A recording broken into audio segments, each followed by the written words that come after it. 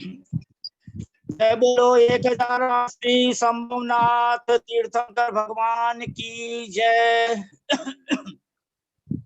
अभी हम स्वयंभू स्तोत्र में परम आदरणीय भैया जी को सुन रहे थे, समंत भराचार्य द्वारा विरचित और गुरुदेव आचार्य विद्यासागर महाराज द्वारा विरचित पद्यानुवाद सुन रहे थे। एक अंतिम श्लोक रह गया था, तो भैया जी से विनम्र प्रार्थना करेंगे कि आप हमें वह अंतिम श्लोक का अर्थ भी समझाने की कृपा कर दे। आवाज तो बहुत अच्छा होगा। आदरणीय ब्रह्मचारी भैया जी साहब प्लीज। हाँ, सब वापस जुड़ गए ना? हाँ जी, बहुत अच्छा, बहुत अच्छा। बंधश्च मोक्षश्च तयोस्त हेतु बद्धश्च मुक्तश्च फलम च मुक्तिः स्याद्वादिनो नाथ तवेव युक्तम् एकान्तदस्त्वेष्वमतो शास्ता। क्या कहा गया था? हे नाथ, स्याद्वादिनो नाथ, हे नाथ, हे स्वामी, तवेव युक्तम, आपने ये युक्ति आपने बताया है, एकदम सही सही बताया। युक्तम ठीक है। क्या ठीक है आपके मत में? एकांत दृष्टि के मत में जो नहीं है वो आपके मत में है। वो क्या है? अनेकांत। ये शादवाद रूप है। युक्तम न एकांत दृष्टि तो मतो ही शास्ता। हे भगवान, ये और कहीं भी नहीं मिलती है इस तरह की बात कि एक ही बात को अच्छी तरह से समझा दिया जाए कि भाई ये जो शादवाद जो बात कही जा रही है उसमें कथनचित लगाना, कथनचित लगा करके और अपने आप में इसको अच्छी तरह से ज्ञान में लाना। नहीं तो ज्ञान एकांत हो जाएगा, नित्य मान लेगा सर्वथा तो एकांत हो जाएगा, अनित्य मान लेगा सर्वथा तो एकांत हो जाएगा। अपेक्षा समझ लेना। ये भगवान शंभुनाथ स्वामी ने, सभी तीर्थंकरों ने इस तरह की बात हमको बताई है। और यही बात हमें, हम सब तीर्थंकरों के सच्चे पुजारी तभी कहलाएंगे जबकि यह बात जो हमारे अंदर में अच्छी तरह से ज्ञान में झलकती रहे, ज्ञान में विचार में आती रहे कि सारा कथन जो है शादमय है, शादवादमय है। कथन जब भी होगा तो शाद पूर्वक ही होगा। और जानने के लिए तो हम दोनों चीज एक साथ जान रहे हैं कि ये इस अपेक्षा से अजर अमर है और इस अपेक्षा से मरण को प्राप्त हो रहा है। इसलिए ये शादवाद जो है आपने बताया, शादवादिनो नाथ तवे विभुक्तम, आपका ही एकांत मतोषी शास्ता। शास्ता शास्ता कहते हैं तत्वोपदिष्टा को। इसलिए आप ही जो है वो हमारे शास्ता हैं, मानी आप उपदिष्टा हैं। आपका ही उपदेश जो है हमें मान्य है, सर्वमान्य है। अन्य किसी का हमें उपदेश नहीं मानते हैं। तबे युक्तम, यही ठीक है। और कोई भी चीज हम नहीं मानते हैं, क्योंकि आपने ही बंध कैसे होता है, बंध का क्या हेतु है और मोक्ष कैसे हो सकता है ये भी है, और बंध का फल क्या मिलता है और मोक्ष का सुख कैसे क्या मिलता है, कैसा सुख है, मोक्ष का फल क्या है, ये आपने अच्छी तरह से हमें बताया। और कैसे बताया? शादवाद में बताया। ये जो जानकारी हमें हुई ये आपके ही कारण से हुई है। इसलिए इसलिए अंतिम श्लोक के माध्यम से कहते हैं शक्रोपि सक्त पुण्य कीर्ति स्तुत्यां प्रवृत्तः किम मादृशोऽज्ञः कथापि भक्त्या स्तुतिपाद पद्मो ममारे देयः शिवतातिमुच्यते। मुझे तो बस कुछ नहीं चाहिए। हाँ, उत्कृष्ट उच्च ही शिवतातिम यथार्थ सुख की संतति को प्रदान करें। देयः नम आर्य, मुझे भी कैसे क्या हुआ है?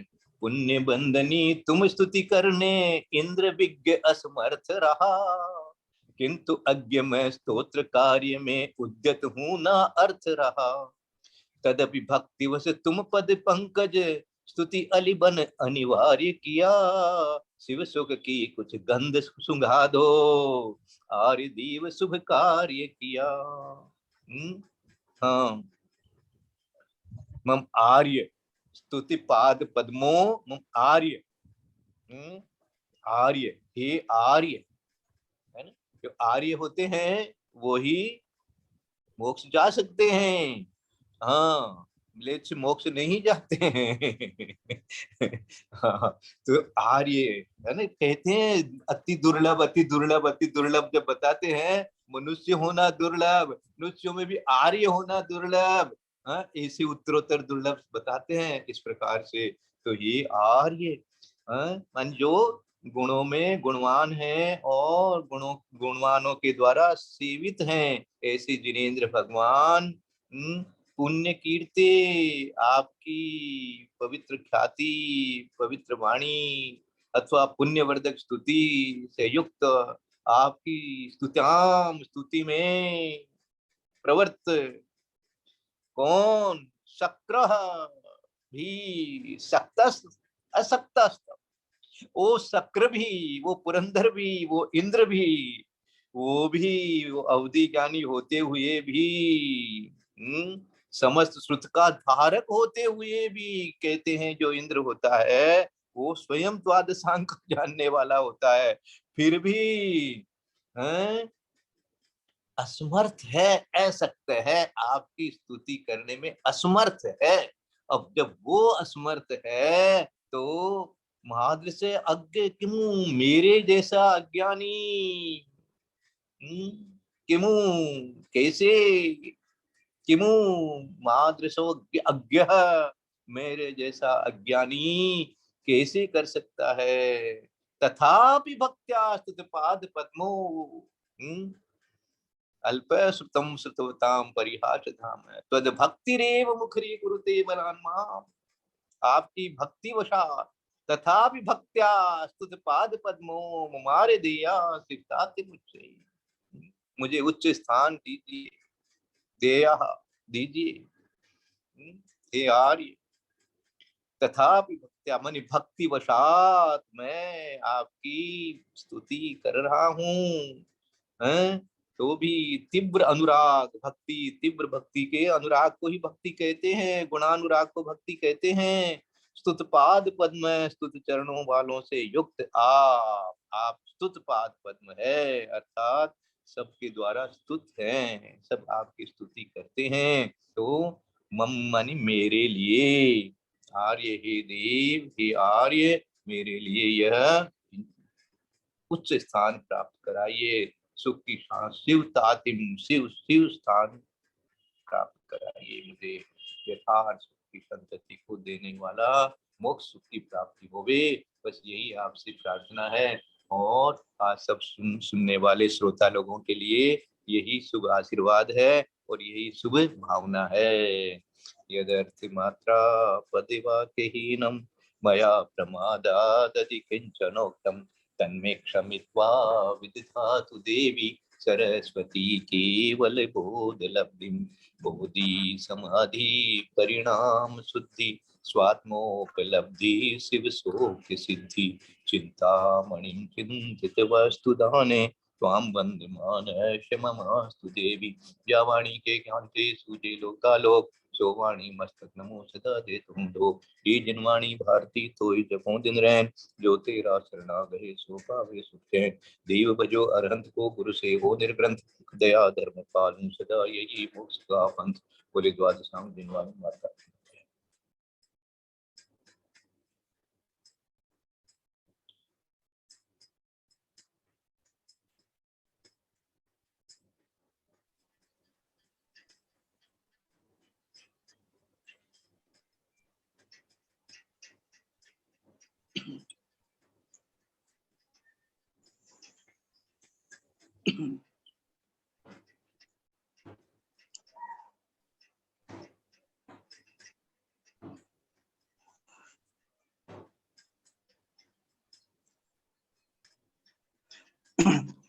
सिद्धवरकूट में जय बोल। सिद्धवरकूट के संभवनाथ भगवान को आज याद कर लो। सिद्धवरकूट के मूल नायक, हाँ, संभवनाथ भगवान है, सबको याद हो जाए।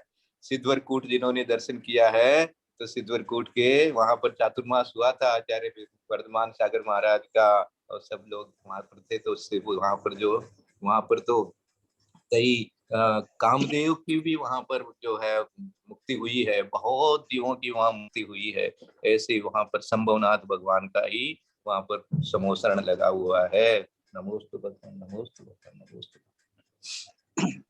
जय बोलो 1008 संभवनाथ भगवान की जय। ये हम सब भाई बहनों का पुण्य रहा आज कि आज हमें आदरणीय भैया जी के श्री मुखारविंद से समंत भद्र आचार्य महाराज द्वारा रचित संभवनाथ स्तोत्र के प्रत्येक वाक्य के प्रत्येक शब्द का अर्थ और शब्दार्थ और भावार्थ जानने का सुअवसर प्राप्त हुआ।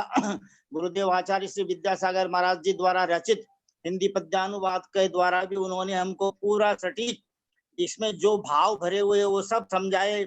और मेरा ऐसा भाव बना है भैया जी को सुनने के बाद, वैसे तो सभी तीर्थंकर समान ही होते हैं, लेकिन आदरणीय भैया जी साहब व्रतों का पालन करके इस जन्म से वैमानिक देव बनेंगे, उत्कृष्ट सिद्धिधारी, और वहां से मनुष्य गति में आकर पुरुष पर्याय में आकर मुनि दीक्षा धारण करके 11 अंगों का अभ्यास करके 16 कारण भावनाओं को भाग करके तीर्थंकर प्रकृति का बंद करेंगे और पुनः वैमानिक देव बनेंगे। और वहां से च्युत होकर 1 कोटि पूर्व की आयु के धारक तीर्थंकर बनेंगे। 500 धनुष की अवगाहना होगी ताकि आपसे अनेक भव्य जीव जो है धर्म लाभ प्राप्त करेंगे। ऐसा भाव मन में जो आया है वो आपके समक्ष मैंने अभिव्यक्त कर दिया है, क्षमा चाहता हूँ प्लीज। अब मैं परम आदरणीय तो हमारे जैनागम की प्रगाढ़ विदुषी बहन जी और हमारे सब केसी जैन भैया जी साहब की शिष्य मंडली हम सब लोग उनसे निवेदन करने के पहले एक श्लोक पढ़ रहा हूँ। सभी भाई बहन हाथ जोड़े। स्वस्ति त्रिलोक गुरुवे जिन पुंगवाय, स्वस्ति स्वभाव महिमोदय सुस्थिताय, स्वस्ति प्रकाश सहजोर्जित दृङ्मयाय, स्वस्ति प्रसन्न ललिताद्भुत वैभवाय, स्वस्ति प्रसन्न ललिताद्भुत वैभवाय, स्वस्ति प्रसन्न ललिताद्भुत वैभवाय। संभवनाथ भगवान ने जो तीनों लोगों के गुरु हैं, जिन पुंगव हैं यानी जिनेंद्रों में श्रेष्ठ हैं और जिन्होंने आत्म स्वभाव की महिमा को प्राप्त कर लिए, जो सुस्थित हो गए हैं अब तो सिद्धालय में जाकर, और जिन्होंने अपने केवल ज्ञान रूपी के ज्ञान के द्वारा प्रकाश सब भव्य जीवों को प्रकाशित किया है, और जिन्होंने क्षाय दर्शन के द्वारा समस्त पदार्थों को अच्छी तरह देख लिया है, ऐसे भी संभवनाथ भगवान जो कि ललित यानी अति सुंदर और अद्भुत वेरी वंडरफुल वैभव के धारक हैं, अनंत चतुर्दशी के धारक है, अष्टगुणों के धारक हैं, वे हम पर प्रसन्न हो और हमको जो है सम्यक दर्शन ज्ञान चारित्र की प्राप्ति करावें। ऐसे संभवनाथ भगवान की हम सब जयकारा करते हैं। और अंतर्मना तपस्वी सम्राट आचार्य श्री मनोज मुनिवर श्री प्रसन्न सागर महाराज की जय। और संभवनाथ भगवान के नाम से हमारे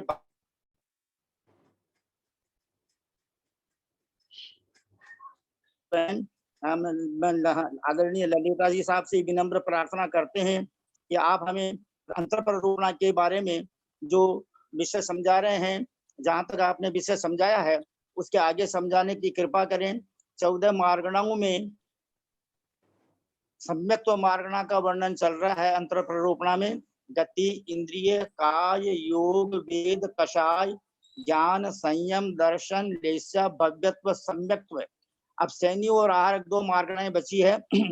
तो ऐसा लगता है सोनू बहन जी कि आज आदरणीय ललिता बहन जी साहब का जो सानिध्य में प्राप्त नहीं हो पा रहा है, अतः हम भैया जी साहब से विनम्र प्रार्थना करते हैं कि आप हमें पुनः एक बार संबोधन प्रदान करके मंगल आशीर्वाद प्रदान करके आज की स्वाध्याय सभा का समापन करने की कृपा करें, प्लीज रिक्वेस्ट अगेन। समय तो करीब करीब हो ही गया है, समय तो करीब करीब हो ही गया है। मार्दव धर्म के बारे में चिंतन कर लो। मार्दव धर्म के बारे में सबने बताया है। तो ये जो मार्दव धर्म है ये भी स्वभाव है। देखो, जैसे हम क्षमा करते हैं तो कोई मेहरबानी नहीं कर देते हैं, कोई उस पर एहसान नहीं कर देते हैं। ये अपने स्वभाव में आने के लिए ही हम लोग क्षमा करते हैं। तो क्षमा अपने स्वभाव के लिए ही किया जाता है। इसी प्रकार से अपने आप को शांत करने के लिए, स्वाभाविक बनाने के लिए ही मार्दव धर्म पालन किया जाता है।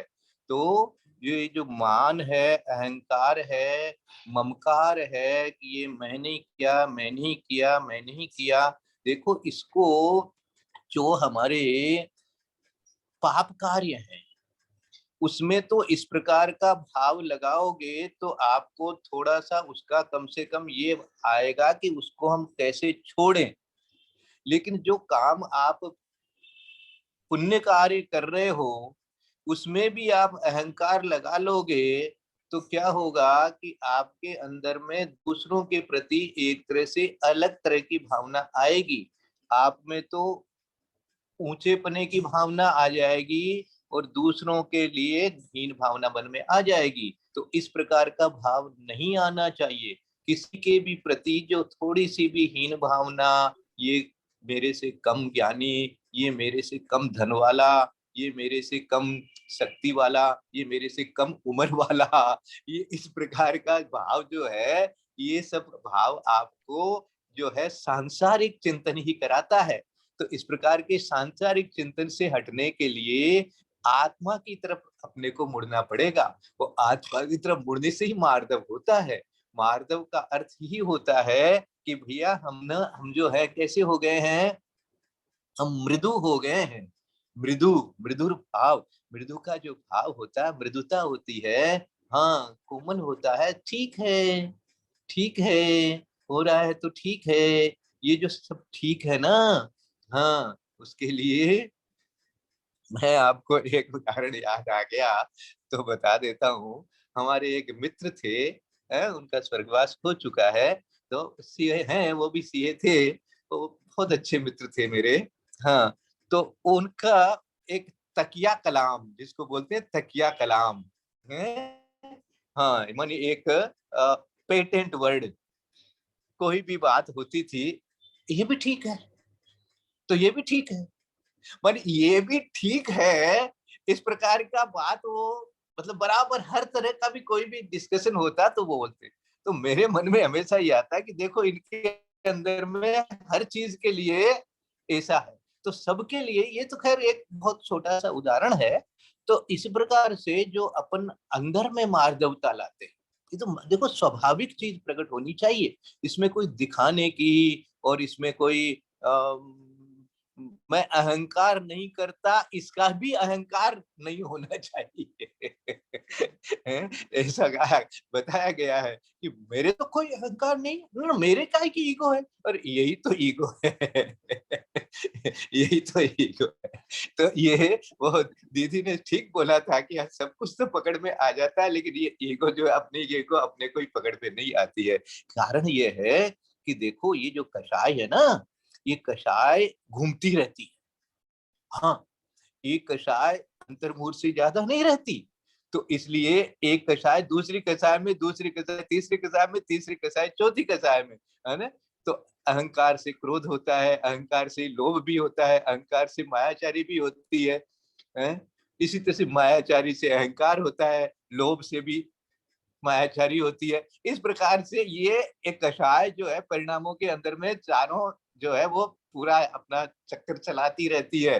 तो इसलिए पता भी नहीं चला कि किस अहंकार में और किस प्रकार की कषाय से हम ग्रसित हो गए हैं।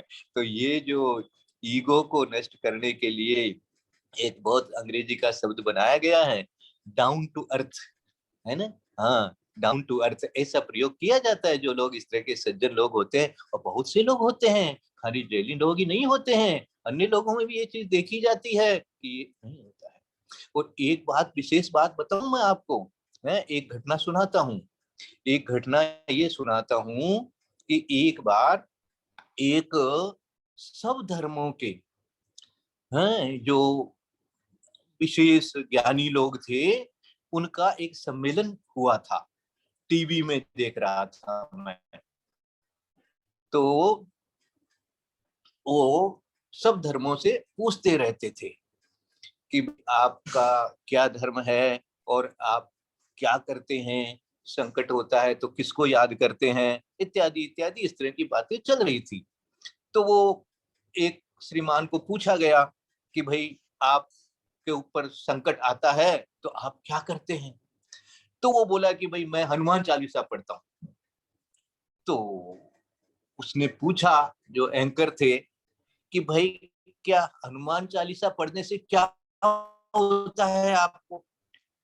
बोले मेरे शक्ति आ जाती है, मेरा काम हो जाता है। ये सब चल रहा था, तो मुझे नींद आ गई।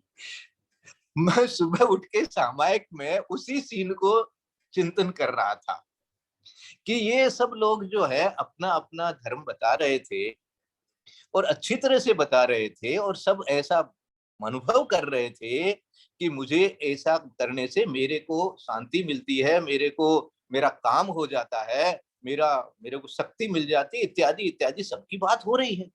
तो ये क्या है?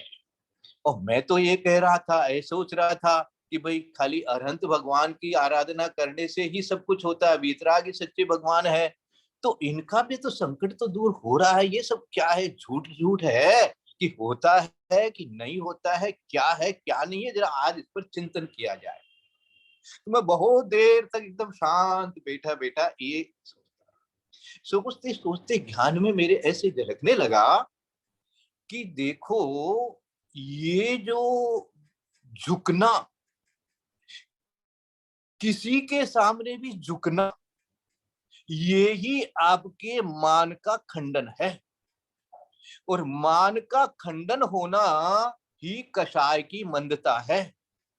तो जैसे ही आपके मान का खंडन होता है, आप किसी के भी सामने, क्योंकि देखिए झुकना जो है वो झुकना ही है, वो किसके सामने झुके हैं उसको उसको पता नहीं, झुकने वाली जो बात है उसको तो पता नहीं किसके सामने झुके हो। झुकना मानी झुकना, झुकना मानी अपने को अपने से ज्यादा उच्च मानना, अपना एक तरह से स्वीकार करना कि भाई मैं कुछ भी नहीं हूं, मैं तो आप ही को नमन करता हूं।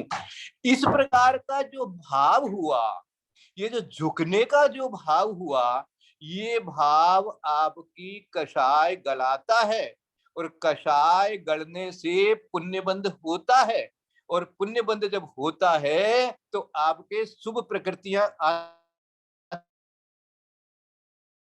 है, और इसकी बात है तो आपके शुभ, ये इसकी साइंस है। अब देखो, मिथ्यात्व और सम्यक्त्व तो अपनी जगह है, लेकिन ये संसार में ये तो प्रकट दिख रहा है कि हम जब झुकते हैं तो हमारा काम हो जाता है। और ये झुकना जो है यही कषाय की मंदता है। ये मैं एकदम प्योर व्यावहारिक तरीके से चीज को समझाना चाहता हूँ। ऐसा मेरे को उस दिन बहुत अच्छी तरह से ये ज्ञान हुआ कि भैया ये झुकना जो है ये भी तो पुण्य है, इससे बड़ा हो सकता है। इसलिए और तक दृष्टि हो करके झुक रहा है, झुक रहा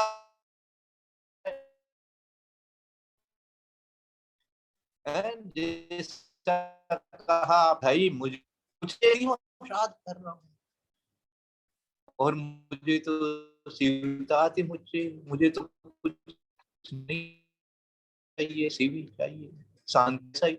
अरे वही है, ये स्वाभाविक है, और स्वभाव ही प्रकट होता है। ये महादेव के बारे में ऐसा चिंतन करना चाहिए। और जब श्वास लेते हैं ना, तो क्षमा अंदर गया, मार्दव अंदर गया, क्रोध, सांस छोड़ते हैं तो क्रोध बाहर गया, मान अहंकार बाहर गया, सांस ले लिया, आर्जव अंदर आ गया, छल कपट बाहर चला गया, लोभ बाहर चला गया, सोच अंदर आ गया। ऐसा चिंतन बनाओ है। हाँ, इस प्रकार से चिंतन बना लेने से हर श्वास के अंदर में अपने को स्वाभाविक स्वाभाविक ज्ञान होने लगेगा, शांति अपने आप आने लगेगी, स्वभाव जो है वो अपने को झलकने लगेगा।